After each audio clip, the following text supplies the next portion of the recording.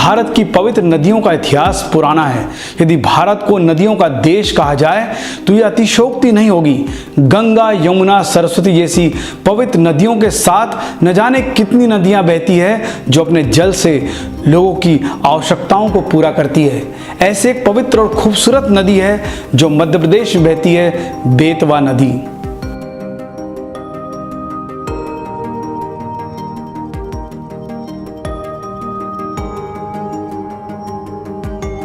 बेतवा नदी मध्य प्रदेश की पूजनीय नदी है। गंगा, यमुना का उल्लेख आपने वेदों और शास्त्रों में खूब सुना होगा, लेकिन बेतवा नदी का उल्लेख महाभारत में सुनने को मिलता है। बताया जाता है कि महाभारत काल में बेतवा नदी को वेत्रावती के नाम से संबोधित किया जाता था। यह नदी यमुना नदी की सहायक नदियों में से एक नदी है। आइए जानते हैं बेतवा नदी के उद्गम और इतिहास की कहानी।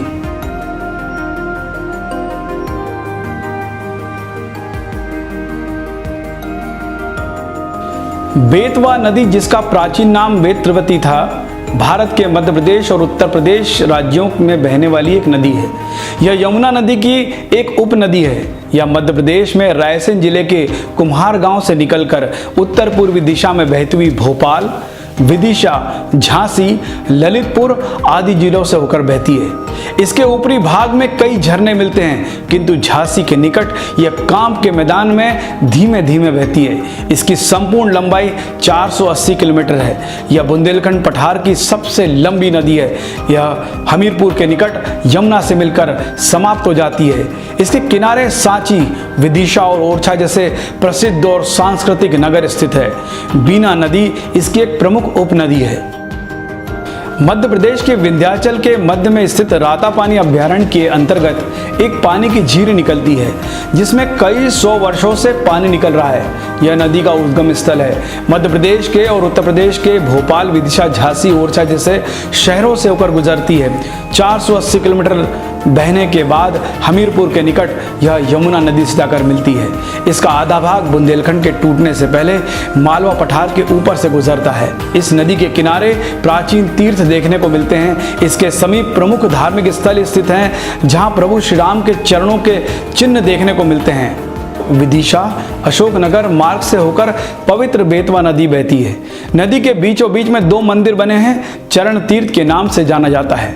यह मंदिर करीब 200 साल पुराने बताए जाते हैं। इन्हीं मंदिरों में भगवान श्री राम के चरण स्थापित है।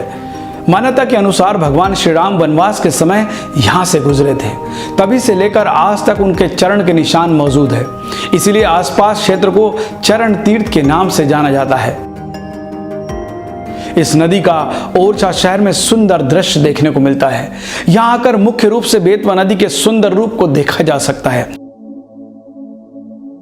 नदी की 14 प्रमुख सहायक नदियां हैं, जिनमें से 11 मध्य प्रदेश में और 3 आंशिक रूप से मध्य प्रदेश के उत्तर प्रदेश की सीमा पर स्थित है।